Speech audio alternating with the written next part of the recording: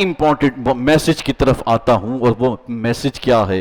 جہاں ہم تبرکات کا ادب، تعظیم، تبرکات کی اہمیت بیان کرتے ہیں، وہیں ہمیں بہت بے حد اشد ضرورت ہے ہمارے ائمہ کو، ہمارے مقررین کو، مدرسین کو، مبلغین کو۔ ربیع الاول کا مہینہ ہے، ہاں بے شک میلاد کے کروڑوں فضائل، میلاد منانے کی برکتیں، میلاد منانے کے بے شمار فوائد، پورے سال خیر و برکتیں نازل ہوں گی۔ یہاں جب ہم یہ باتیں سناتے ہیں، ذہن سازی کرتے ہیں، وہیں پر ہمیں اپنی عوام کو یہ ضرور بتانا ضروری ہے کہ میلاد کے نام پر کبھی بھی شریعت کی خلاف ورزی کی اجازت نہیں ہونی چاہیے۔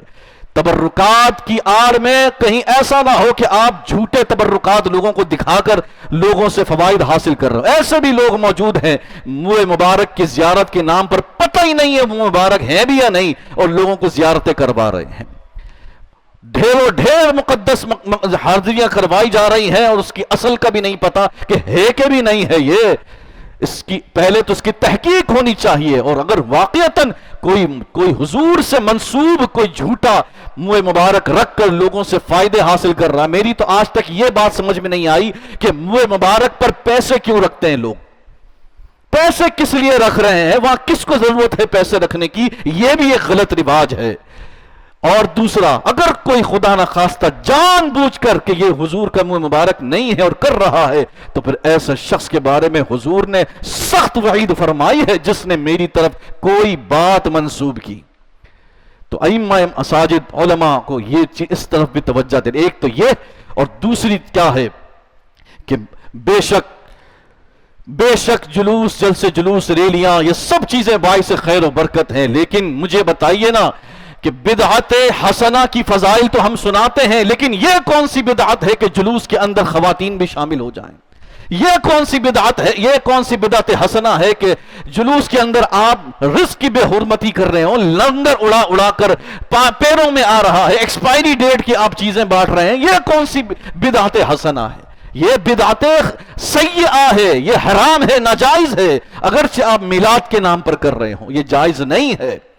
تو میلاد کے نام پر میں سمجھتا ہوں کہ ہر امام مسجد، ہر مقرر، ہر مدرس کو اپنے بیان کے موضوع کے دو حصے رکھنے چاہیے۔ ایک حصے میں فضائل بیان کرے اور دوسرے حصے میں مسائل بھی بیان کرے کہ بھائی یہ چیزیں کس طرف ہم لے کر جا رہے ہیں عوام کو۔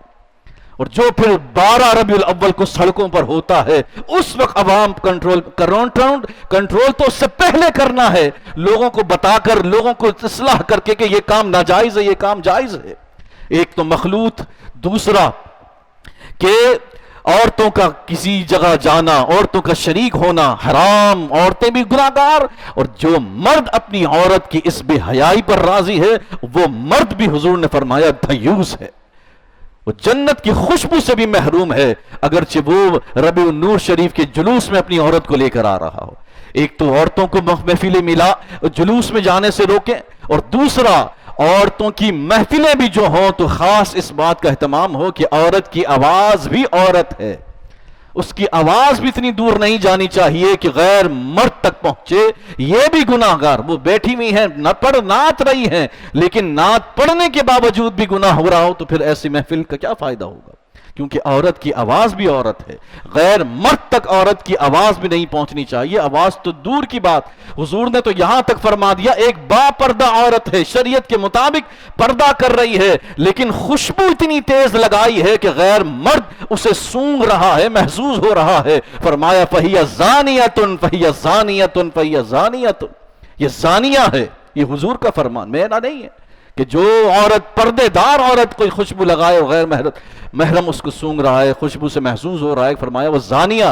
اور جو معاذ اللہ اس ربیع الاول کے جلوس میں بند سنور کر میک اپ، لالی، پاؤڈر لگا کر جو نکلے اور بدنظری کا سامان بن رہی ہو، اور پھر صرف بدنظری نہیں ہوتی، آپ کو بھی پتا ہے کیا کچھ ہو رہا ہوتا ہے رش کے اندر، کیا کچھ اوباش لڑکے، نوجوان، ہر قسم کے انسان وہاں موجود ہو رہے ہیں، صرف نظروں سے نہیں اور بھی کچھ کر رہے ہوتے ہیں۔ یہ سب وبال عورت کو تو ہے، اس کے مرد کو بھی ہے، اور یہ سارے جلوس کی برکتیں ختم۔ تو یہ بھی چیزیں بتانے کی ضرورت۔ اور تیسرا جو اہم پوائنٹ ہے وہ ہے نظر و نیاز کی بے حرمتی، کہ نظر و نیاز کی بے حرمتی خدا را اس کا بالکل لوگوں کے اندر شعور پیدا کرنے کی ضرورت ہے کہ ایسی نیاز ہمیں کھانی نہیں ہے جو آپ تھیلیوں میں ڈال کر لوگوں کو پھینک رہے ہو.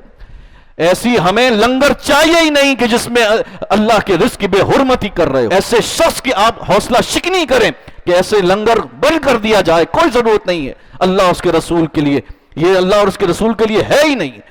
عزت کے ساتھ دری بچھائے، تھال لگائے اور وہاں بچھا کر کھلائے تو یہ نظر نیاز ہے.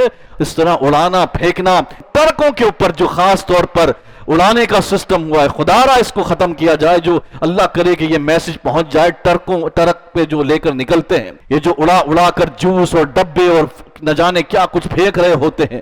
اب تو کچھ بدبخت ایسے بھی ہیں کہ جو معاذ اللہ گٹکے بھی پھینک رہے ہیں، سگریٹیں بھی پھینک رہے ہیں. ایسی بھی ویڈیوز آئی ہیں.